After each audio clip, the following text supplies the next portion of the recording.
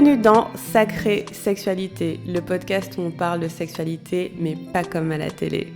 Je m'appelle Livia Quero, je suis écrivaine, je suis coach en sexualité et je suis aussi très fan de comédie romantique. Et tu vois, dans les comédies romantiques, le sexe c'est toujours automatique, fluide, génial et parfait. Et ça ressemble pas trop à la réalité. On ne nous montre pas tous les moments maladroits, compliqués, qui sont durs à naviguer. Et on ne nous montre pas non plus toute la dimension magique, sacrée de la sexualité qui va bien au-delà de mélanger les corps. Eh bien, tu sais quoi, dans ce podcast, c'est exactement ce qu'on va faire. On va parler des choses qui sont un peu compliquées, un peu difficiles et dont personne ne parle jamais. Et en même temps, on va parler de la dimension spirituelle, énergétique de la sexualité qui en fait un outil qui te permet de te reconnecter à qui tu es et qui impacte tous les aspects de ta vie. Je suis très heureuse de t'accueillir dans ce podcast et je te dis à tout de suite pour l'épisode du jour. Aujourd'hui, c'est mon anniversaire et quand on me demandait qu'est-ce que tu veux faire de ta journée, quel cadeau tu veux, de quoi tu as envie, j'avais rien qui me venait en tête. Tout ce que j'avais envie de faire, c'était de juste passer une journée dans ma vie habituelle telle qu'elle est aujourd'hui. En fait, je me sens tellement contente, heureuse. J'habite dans une jolie maison, j'ai un chéri qui est super cool, j'ai une fille qui est adorable, et j'ai des amis, j'ai de la famille qui m'aime, j'adore mon métier. Et en fait, pour moi, le plus beau cadeau, c'est de juste rester dans ma vie, vivre pleinement cette journée. Et j'ai pas toujours été comme ça.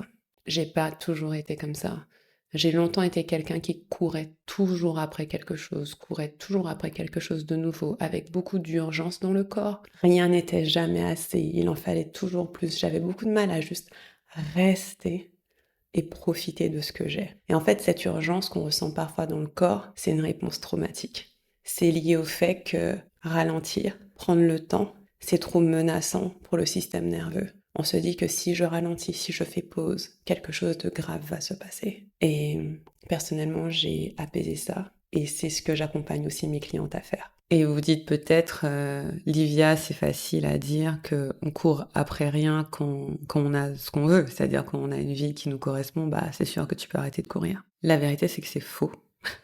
La vérité, c'est que c'est faux. Je vais vous dire pourquoi. Parce que d'une, on peut avoir matériellement, c'est-à-dire de façon concrète et physique, ce qu'on a toujours voulu, et quand même être dans l'urgence, et quand même vouloir toujours plus, et quand même se dire que c'est pas assez. Et je sais que vous savez que j'ai raison. Parce que il y a un tas de gens qui ont sur papier tout ce qu'il faut pour être heureux, et qui sont quand même pas heureux. C'est la première chose. La deuxième chose, c'est que toutes les vies ont un degré de complexité. C'est-à-dire qu'on peut avoir... moi, je suis plutôt contente de la vie que j'ai créée, mais elle est comme toutes les vies, c'est-à-dire qu'elle a ses hauts, ses bas, il y a ses trucs chiants, il y a ses trucs cool, il y a des endroits où c'est fluide, il y a des endroits où ça l'est pas. C'est normal, en fait. Il y a des choses que je voudrais, et il y a des choses que j'ai, enfin, ça c'est normal, c'est la vie. Et en fait, cette sensation d'urgence, c'est une sensation qu'on n'est jamais au bon endroit. J'en parle parce que j'ai plusieurs clientes, mais vraiment sur les dernières semaines qui sont venues avec exactement ce questionnement, ce problème entre guillemets, de pas pouvoir apprécier ce qu'elles ont. Bien sûr, elles ont des envies, elles ont des désirs, elles aimeraient qu'il y ait autre chose qui se crée dans leur vie, bien sûr, mais qui ont du mal à juste apprécier ce qui est là, aimer ce qui est là, recevoir ce que la vie leur donne déjà. Et c'est un problème parce que quand tu ne sais pas être là où tu es et apprécier ce que tu as et voir ce qui est là, c'est encore plus difficile d'obtenir autre chose parce que tu n'es pas en train de faire le point sur ce qui est présent. T'as toujours l'impression qu'il manque en fait. Donc c'est de ça dont je veux parler, de cette urgence qu'on a dans le corps à toujours vouloir autre chose, toujours courir après autre chose, toujours faire en se disant si j'arrive à tel endroit, alors je me sentirai mieux. Si je fais ça, alors ça ira. Si je fais telle ou telle action au quotidien, alors ça marchera. Si enfin je rencontre l'amour de ma vie, alors ça fonctionnera. Si je force un peu dans cette relation, alors ça va marcher. Vite, je ne veux pas vivre une seconde de plus la vie que j'ai maintenant, j'en veux une autre. C'est ça l'urgence dans le corps. C'est à ça que ça ressemble en fait. Et peut-être que vous le dites pas exactement comme ça, mais j'ai assez de clientes qui vivent exactement la même chose pour vous dire qu'au final c'est ça qui est en train de se passer. C'est qu'elles veulent une autre vie que celle qu'elles sont en train de vivre maintenant. Parce que celle qu'elles sont en train de vivre maintenant, elles arrivent juste pas à rester dedans. Maintenant, parlons un peu plus techniquement de quelle réaction c'est dans le corps. Donc, le système nerveux a des réactions automatiques, peut-être vous les connaissez. Fight, flight, freeze, fawn en anglais. Donc la fuite, le combat, le freeze, la tétanie, et le fawn, c'est l'apaisement. Et en fait, la sensation d'urgence dans le corps, c'est une réponse de fuite. C'est-à-dire que je dois m'en aller, je dois fuir, je ne peux pas rester là où je suis parce que c'est trop dangereux. On n'est pas en train de fuir notre vie, c'est-à-dire qu'on n'est pas en train de fuir la vie qu'on a construite. On est en train de fuir la sensation d'immobilité et la lenteur. En général, quand on a de l'urgence dans le corps, ce qu'on fuit, ce n'est pas un endroit, c'est une sensation corporelle. Et donc, on a beaucoup de mal du coup à juste ralentir, respirer, rester là où on est et observer. Et ça fonctionne pareil pour les orgasmes, parce que l'une de mes clientes qui a de l'urgence dans le corps, c'est l'une des raisons pour lesquelles elle a du mal à avoir un orgasme, c'est parce qu'elle veut que ça aille très très très très vite, et donc du coup, ralentir, c'est très menaçant pour elle. Quand on a de l'urgence dans le corps, ce qui est menaçant, c'est ralentir et prendre le temps de regarder ce qui se passe. Et en fait, ce qui est menaçant, c'est qu'on se dit, si je ralentis, peut-être que j'aurai plus conscience de mes sensations corporelles, peut-être que j'aurai plus conscience de mes émotions, y compris mes émotions denses, honte, colère, culpabilité, jugement, tout ça. Et donc c'est plus sécurisant pour moi si je quitte cet endroit où je pourrais avoir plus d'informations sur comment je me sens et que je passe au suivant en fait. Parce que je veux pas me sentir comme je me sens maintenant. Quelque part, l'urgence, c'est dire je refuse de ressentir les émotions qui sont présentes là. Je ne veux pas ressentir ça. Et je vais vous donner un exemple. J'ai plusieurs exemples, mais je vais vous en donner un avec l'argent et un avec la sexualité. Avec l'argent. Disons que j'ai une cliente, elle veut absolument réussir financièrement, mais très vite. Donc à chaque fois qu'elle n'accomplit pas ses objectifs tout de suite, à chaque fois qu'elle voit quelqu'un sur Instagram qui est plus avancé qu'elle, à chaque fois que ça fonctionne pas comme elle veut, à la vitesse qu'elle veut, ça la déclenche de fou, elle cherche vite des solutions, elle se dit je dois réparer. Pourquoi? Parce que si elle ralentit, elle va réaliser autre chose qui se passe dans le corps. Peut-être qu'elle a honte de ne pas encore avoir réussi, peut-être que elle se sent pas aimée par telle ou telle personne, peut-être qu'elle ne s'estime pas, peut-être qu'il y a des choses en dessous en fait, mais c'est pas du tout rassurant pour elle d'aller regarder. Et en fait, quand on ralentit, on va regarder. Et donc beaucoup du travail qu'on fait, c'est se dire, c'est ok d'aller regarder. C'est mieux d'aller regarder ces sensations-là dans le corps que de les fuir. Ok? Pareil, une autre sensation personnelle que moi j'ai déjà vécue par rapport à l'urgence, c'était tout le temps si je change, alors je serai une autre personne qui se sent mieux dans sa peau. On va dire ça comme ça. Et donc, étant donné que je suis quelqu'un qui a, a tendance à l'anxiété, qui a tendance à une certaine mélancolie, qui a tendance à voir les choses un peu parfois de façon sombre, en fait, je me disais, vite, si je crée ça dans ma vie, je ne ressentirai plus ça. Or, c'est faux. Si c'est là, ça reste là tant que tu le regardes pas. Et puis, ça a été le fait d'aller regarder ces sensations et de me dire, ah, en fait, ça va, c'est ok, je peux rester avec ça, il n'y a pas de problème qui aide. Maintenant, si je prends l'exemple des orgasmes. Une cliente qui a du mal à avoir un orgasme parce qu'en fait, elle veut que ça arrive vite. Mais genre, si au bout de quelques minutes de sensation, elle n'a pas d'orgasme, elle est agacée, elle est déçue, elle est frustrée, qu'est-ce que ça fait? Eh ben, ça fait qu'elle ne ressent pas de plaisir. Bah oui, si tu es pressé, tu peux pas ressentir de plaisir. Et donc, la sensation qu'elle fuit, c'est le plaisir. Et par conséquent, ralentir, ce serait ressentir des sensations de plaisir auxquelles elle n'est pas habituée et qui lui font peur. Ah bah oui. Elle se dit, moi je veux l'objectif, moi je veux le résultat, je veux l'orgasme. Comme ça j'ai dit, j'en ai un, je ressens cette explosion, c'est trop bien. Et ça valide quelque chose en moi. Je me sens plus puissante, je me sens plus féminine. Voilà, trop bien. Et donc, comme si le fait d'arriver à l'orgasme, c'est ça qui allait lui apporter le bien-être qu'elle recherche. Alors que le bien-être, il est toujours là. Quand on se donne un orgasme, on a du plaisir normalement tout le long. Et en fait, à vouloir aller très vite, elle évite le plaisir parce qu'elle a du mal à ressentir le plaisir dans le corps parce que ça lui fait peur. Pourquoi ça lui fait peur? Parce que très souvent, quand on est dans notre plaisir, on est vulnérable, on se relâche, on ne fait plus attention, on tombe les masques, on ne fait plus semblant. On peut être vu. Alors si on est à deux, l'autre nous voit, prendre du plaisir, on peut faire du bruit, on peut faire du mouvement, on peut faire du son. Si on est seul avec nous-mêmes, peut y avoir des pensées qui remontent. Je prends du plaisir. Ça peut être génial, trop bien, mais ça peut être aussi, oh mon Dieu, quelle salope. Oh mon Dieu, elle a même pas de mec. Oh mon Dieu, comment ose-t-elle? Oh mon Dieu, pour qui elle se prend? Et donc tout ça remonte en fait. Et l'urgence dans son corps pour aller à l'orgasme, c'était pour éviter tout ça. Vous comprenez? Dans les deux cas, dans le cas de la réussite matérielle et dans le cas de l'orgasme, en fait l'urgence, elle est dans le fait de vouloir aller vite à un endroit où on se sentira mieux selon nous. C'est-à-dire, je veux aller vite, vite, vite pour me sentir mieux. L'urgence, on la retrouve aussi dans la compulsion. Pour les personnes qui ont des TCA, des troubles du comportement alimentaire, très souvent, elles mangent très, très, très, très, très, très, très vite. C'est-à-dire que c'est pas de la dégustation et tout. Très, très souvent, c'est très, très, très rapide. Pourquoi? Parce que vite, vite, vite, vite, on ne veut pas se sentir comme on se sent maintenant. On se dit, de l'autre côté, je me sentirai comme j'ai envie de me sentir. Et donc, du coup, comment on règle ça, entre guillemets? Comment on arrive à revenir dans le présent et à en profiter? Alors, comme je disais, c'est une réaction traumatique. Il peut y avoir du trauma en dessous, dans le sens où il y a une part de vous qui a emmagasiné le fait que si je ralentis, je vais mourir. Alors, c'est un peu dramatique, mais le trauma, en fait, il va coder des informations pour vous protéger. Et il se dit, ralentir, ça crée trop de sensations, d'informations pour le système nerveux. On n'est pas en sécurité en ralentissant.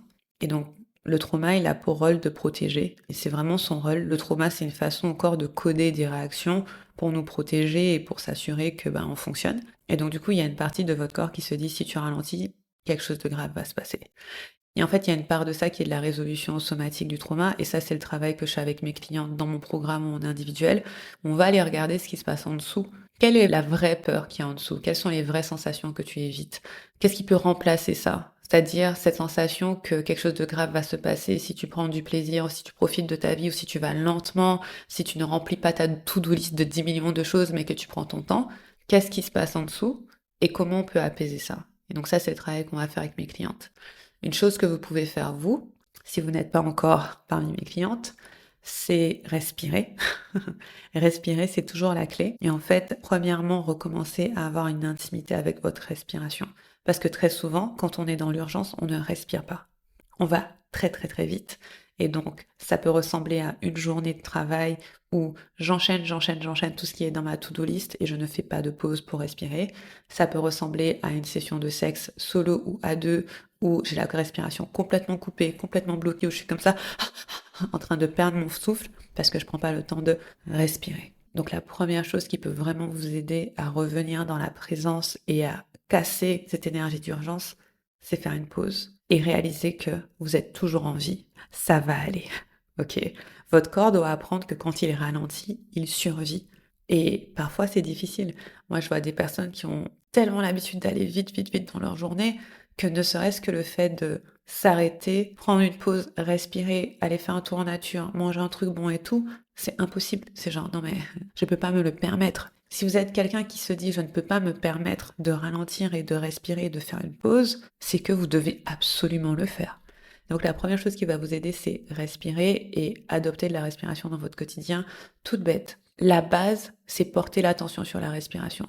Pas essayer de la contrôler, pas essayer de respirer d'une certaine façon. C'est juste, noter que, ah tiens, je respire. Je suis en train de courir partout, vouloir aller vite, vite, vite, mais en attendant, j'ai mes poumons, j'ai mon cœur, j'ai tout ça qui fonctionne pour faire entrer de l'air dans mon corps, faire sortir de l'air dans mon corps. Ça fonctionne sans que j'ai à rien faire, sans que j'ai à courir. C'est magnifique. Je respire. Ne serait-ce que poser l'attention sur la respiration, sur le fait qu'à tout moment vous êtes déjà en train de respirer et que vous êtes là, ça aide énormément. Ensuite, et c'est la question que je pose à mes clientes, c'est où est-ce que vous allez? Vers quoi vous courez? C'est quoi l'objectif là de ouf vers lequel vous allez? Parce que très souvent, on n'est même pas au clair sur ce qu'on recherche. Donc je vais courir, vite, vite, vite, vite, vite, allez, et je ne vais même pas savoir vers quoi je vais. Parce qu'à chaque fois que j'arrive à un endroit, je vais aller au suivant sans même être capable de profiter de là où j'en suis. Et donc, où vas-tu? Olaokai, comme on dit chez moi. Where are you going? Je vous le dis dans toutes les langues. A donde vas? Et je ne sais pas comment on dit en portugais. Attends, je vais chercher. Onde você está indo? Google Translate m'a dit. Dans toutes les langues. Où vas-tu? Où vas-tu? Tu vas où? Qu'est-ce que tu recherches? C'est quoi? Et en fait, l'exercice est de te poser et de l'écrire. Qu'est-ce que tu recherches? Donc, la plupart du temps, quand les gens font ça, ils recherchent quelque chose de matériel. Je veux plus d'argent, je veux une belle maison, je veux un chéri, je veux 2 enfants, 3 enfants, je veux un chien, je veux une Mercedes, je veux une Porsche, je veux voyager, je veux. Et donc, du coup, on va être dans beaucoup de choses qui sont visibles et palpables. Très bien. Faites, écrivez. Deuxième question, comment tu vas te sentir quand tu vas avoir ça? Une fois que tu auras ça, comment tu vas te sentir? Je vais me sentir apaisée, je vais me sentir libre, je vais me sentir accomplie, je vais me sentir enfin digne d'amour, je vais me sentir joyeuse. Ok, écris tout. Et maintenant, toutes ces sensations-là, corporelles, il y a un truc magique de ouf, c'est accessible déjà dans ton corps. Ton corps peut se sentir déjà comme ça, via ton imagination, tout simplement. En fait, le cerveau ne fait pas bien la différence entre le réel et l'imaginaire. Et donc, si tu veux te sentir digne d'amour, libre, riche, accompli, aimé, fier. Moi, la fierté, c'est un truc, c'est une sensation que j'adore. J'aime me sentir fière d'avoir accompli des trucs. C'est peut-être un peu d'ego, mais voilà, j'accepte. J'aime me sentir fière. Je me dis, ouais, je suis trop fière de moi. Je peux décider que je me sens fière de moi. Là, pourquoi pas? Je peux décider que je suis digne d'amour. Là, pourquoi pas? Et en fait, ça va être ça de votre travail. C'est de réaliser que toutes les choses après lesquelles vous courez, vous pensez que ça va vous apporter certaines sensations corporelles, certaines émotions, mais ces émotions, vous y avez déjà accès. Il suffit de l'imaginer. Parfois, mes clientes ont du mal à imaginer ce que ça fait. Et c'est là où je peux comprendre que c'est pas facile. Par exemple, quand je dis à mes clientes, tu n'as pas besoin d'être en relation pour savoir que tu es digne d'amour. T'as pas besoin qu'une personne te choisisse et te dise, toi, tu es digne d'amour pour être digne d'amour. Tu peux décider que tu es digne d'amour. Elles disent, ouais, Olivia, t'es bien mignonne, mais en fait, non. Je n'y crois pas. Ok, tu n'y crois pas, il n'y a pas de souci. Tu peux poser l'intention que tu vas faire le chemin pour croire que tu es digne d'amour, que tu vas faire le chemin pour ressentir dans ton corps que tu es digne d'amour. Et c'est pas un chemin extérieur, c'est un chemin intérieur. C'est pas un chemin d'accomplissement matériel et tout. C'est vraiment toi avec toi, développer une relation intime avec toi-même et te dire, ouais, je suis digne d'amour. Par exemple, tu cours après l'orgasme. Vite, je veux un orgasme. Pourquoi? Ça va t'apporter quoi? Ne me dis pas du plaisir, parce que si tu voulais du plaisir, tu irais pas vite, tu irais doucement. Donc c'est pas ça que tu cherches. Parce que si tu voulais du plaisir, tu m'aurais déjà écouté. Tu aurais arrêté de faire des orgasmes de l'éclair.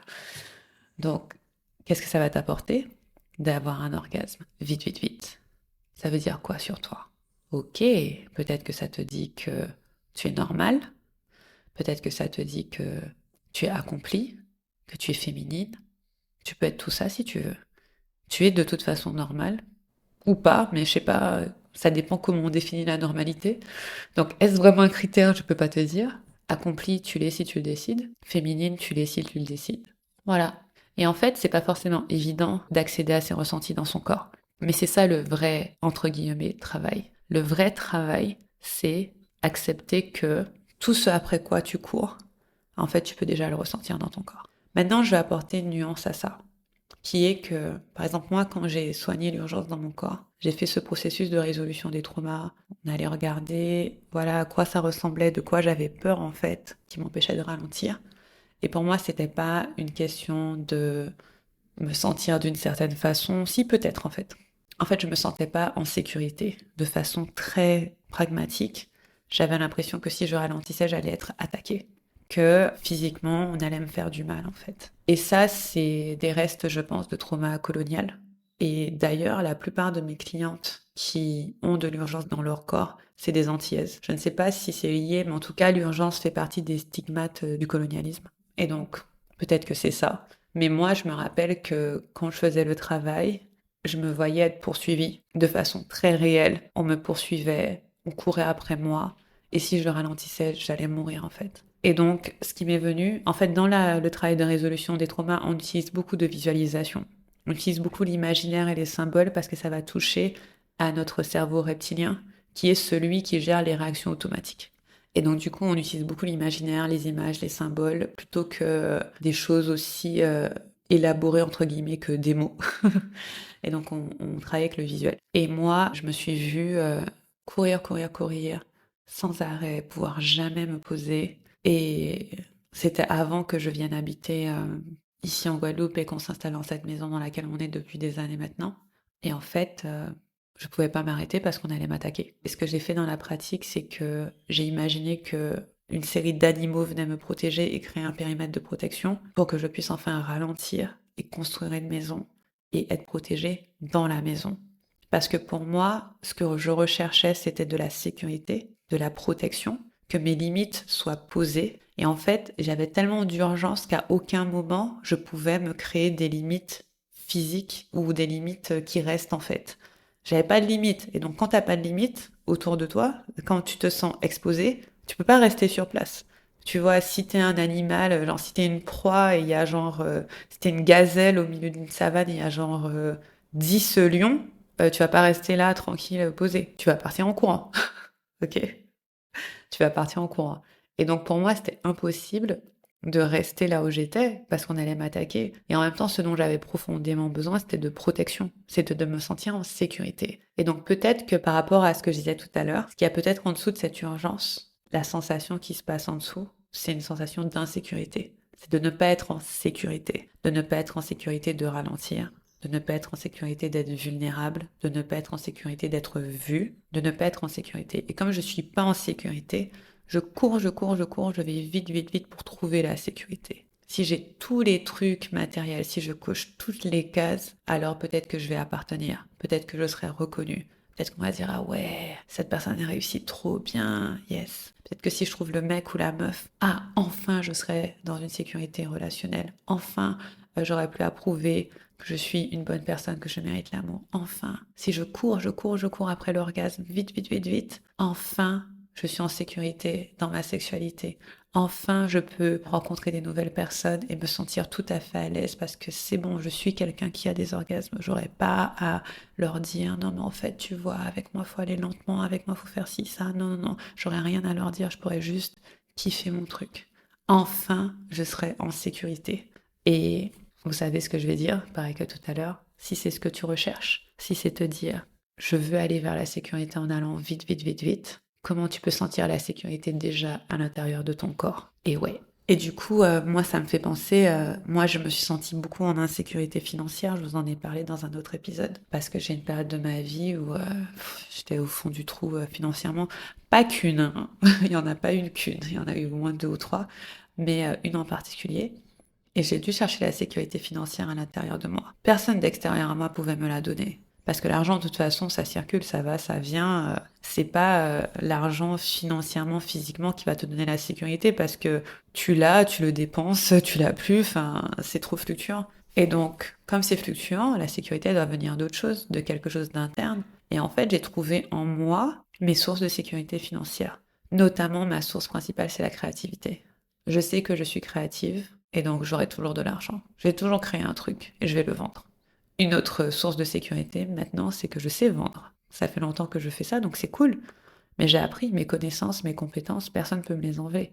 Et donc ça m'apporte la sécurité financière. Est-ce que ça veut dire que si je suis en galère et que j'ai besoin de sous de façon sonnante et trébuchante dans les 24 heures, je vais pas paniquer et voir qu'est-ce que je fais et me sentir en... Ouais, non, bien sûr. Mais je vais pas mourir de faim. Une autre source de sécurité matérielle pour moi, c'est la communauté. C'est ma famille, mes amis, mes voisins, même ma communauté sur Internet.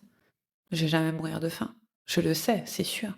Et donc, j'ai dû développer cette sécurité financière à l'intérieur de moi.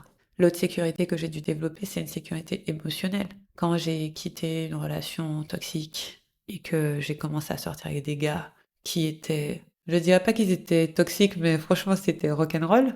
Eh ben, j'ai dû apprendre à retrouver la sécurité émotionnelle à l'intérieur de moi et me dire, je suis ma propre amoureuse, je peux me faire du bien, je peux compter sur moi, je peux m'apporter de la compassion, de l'amour, de la douceur, je peux être là pour moi. C'est pas dire que j'ai pas besoin d'un homme, hein, c'est clairement mon chéri actuel, je le garde. Hein.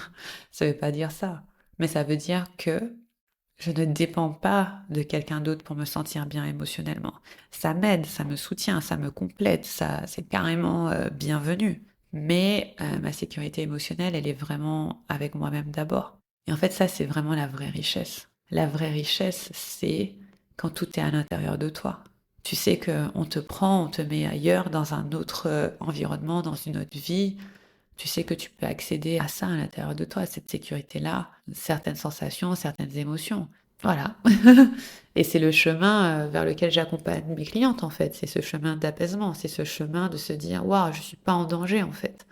Et même si je suis en danger, j'ai les ressources à l'intérieur de moi pour naviguer. C'est ça au final hein, qu'on fait. À la fois en travaillant sur le plaisir et sur le trauma, on arrive à un endroit où on se sent fondamentalement en paix, en sécurité, en joie, en harmonie et on profite de la vie. Et je voudrais finir sur ça. Je parlais de la richesse qui est de réaliser qu'on a tout à l'intérieur de soi. Mais aussi, j'ai une de mes bonnes copines qui est matériellement très riche, qui m'a dit la vraie richesse, c'est profiter de ce qu'on a. Je le répète. La vraie richesse, c'est profiter de ce qu'on a. Et ça m'a vraiment marqué. Elle m'a dit ça il y a quelques années. Parce qu'elle m'a dit, Livia, il y a des gens, ils ont des millions et des millions et des millions. Ils profitent pas de ce qu'ils ont. Ils sont malheureux, ils sont tristes, ils rigolent pas, ils dansent pas, ils jouent pas, ils font pas l'amour, ils s'éclatent pas, ils sont malheureux, malheureux, malheureux. Et pourtant, ils ont tout. Et donc, la vraie richesse, c'est profiter de ce que tu as. Peu importe ce que tu as, de toute façon, peu importe ce que tu as, tu te diras toujours qu'il y a quelque chose que t'as pas. C'est sûr, c'est normal. Mais tu as des choses. Tu as des choses. Et reconnaître ce qui est là et en profiter, c'est vraiment ça la vraie richesse. Parce que qu'est-ce que tu vas faire de toute façon? Sinon, tu vas être misérable. En vrai, qu'est-ce que tu vas faire? Genre, ta vie, elle est comme elle est maintenant, ok? Si tu profites pas de ce que t'as et que tu passes ton temps à te dire qu'il te manque quelque chose, est-ce que ça, c'est agréable? C'est pas agréable, hein? C'est pas agréable. Si tu es dans ta vie telle qu'elle est aujourd'hui et que tu arrives à apprécier ce qui est là, ça te met dans une énergie de reconnaissance pour la vie, de te dire ah ouais putain, franchement quelle chance, quelle grâce, trop bien. Et de façon paradoxale, mais en fait très très logique, c'est ce qui te permet de créer autre chose de nouveau dans ta vie. C'est en partant de là où tu es et en te disant j'apprécie ce que j'ai, même si j'ai pas tout ce que je veux, il n'y a pas de souci, j'apprécie ce que j'ai et la vie que j'ai parce que c'est une vie que j'ai créée jusque-là. Et bien plus tu vas être en mesure de rester dedans, de l'apprécier, de la goûter, de la savourer, plus tu seras en mesure de la transformer si tu as envie. Il y avait une phrase, et je ne sais pas où je l'ai lue, mais elle m'a trop aidée.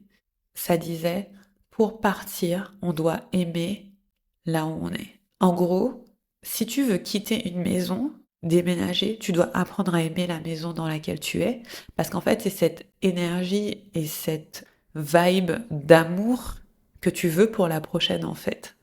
Je sais plus quand j'avais entendu ça, mais ça fait des années.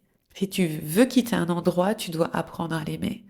Et ça m'a beaucoup aidé parce que je suis quelqu'un qui est déménagé tellement de fois. Je crois que j'ai déménagé 14 ou 15 fois. Je crois que j'avais compté. Et en fait, à chaque fois, je me disais, je ne veux pas partir parce que je fuis. Je ne veux pas partir parce que je suis mécontente. Je choisis d'aimer là où je suis là. Et donc, je passais, par exemple, je me disais, OK, pendant une semaine, je vais kiffer cet endroit. Je vais lui donner plein d'amour, plein d'appréciation. Je vais kiffer le quartier, l'environnement. Et poser l'intention de partir avec cette énergie-là pour que je puisse l'emmener dans le prochain endroit. Voilà. Et ouais, hein. Et en fait, plus tu aimes là où tu es, plus tu as des chances d'avoir encore mieux que ce que tu pouvais imaginer. Moi, ça a été mon expérience. Pour finir, c'est assez fou parce que du coup, c'est mon anniversaire. En tout cas, quand on publie cet épisode, en vrai, je l'enregistre la veille. et, euh, et je réfléchissais, qu'est-ce que je fais de mes journées, quel cadeau je veux et tout. Et je me suis dit, vraiment, je veux juste profiter de cette vie en fait que j'ai parce que j'ai déjà tout ce que je veux. C'est vrai, honnêtement, tout ce que je voulais manifester, il y est. Après, je rêve de tellement plus d'autres choses, mais pour être honnête, il y a des journées où j'ai pas pu profiter à fond de ma vie. En vrai. Il y a des journées où j'ai eu des mauvaises nouvelles. Il y a des journées où il y a des gens qui m'ont fait chier. Il y a des journées où j'étais pas chez moi, où j'étais pas avec ma famille. Il y a des voilà, il y a pas toutes mes journées étaient super agréables en fait. Et je me suis dit tout ce que je veux, c'est passer une journée agréable dans ma vie. Genre rien de spécial. Et je vais passer ma journée probablement à travailler parce que j'ai pas mal de réunions en fait cette journée d'anniversaire. Mais j'ai décidé de le faire parce qu'en fait, c'est des choses qui vont m'aider. Et puis après, j'ai prévu un autre jour off où je vais passer du temps avec ma famille et avec mon chéri, avec mon bébé. Et on va aller manger dans un bon resto que j'aime. Et voilà. Et vraiment, Je sais pas, l'année prochaine, peut-être que je voudrais faire quelque chose de très extravagant, hein. Faut pas croire, hein. Faut pas croire que, genre, c'est pas parce que là, je me dis, je veux un truc tranquille que ce sera ça chaque année. Il y a une année où j'ai fait une fête avec toute ma famille, enfin voilà. Mais en tout cas, là, j'avais juste envie d'apprécier ma vie, quoi. Et c'est trop bien. Et c'est ce que je vous souhaite. Peu importe où vous en êtes, en fait. Je vous souhaite de réussir au moins quelques instants dans une journée à apprécier là où vous êtes et vous dire que de cette place-là, si vous voulez changer, vous pourrez changer. Promis, promis, promis. Il n'y a aucune personne que j'ai accompagnée qui a soigné son urgence dans son corps et qui n'a pas finalement eu ce qu'elle voulait. À chaque fois, en soignant l'urgence dans le corps, on crée la vie qu'on désire parce qu'on est tellement plus calme, on est tellement plus posé et c'est trop cool.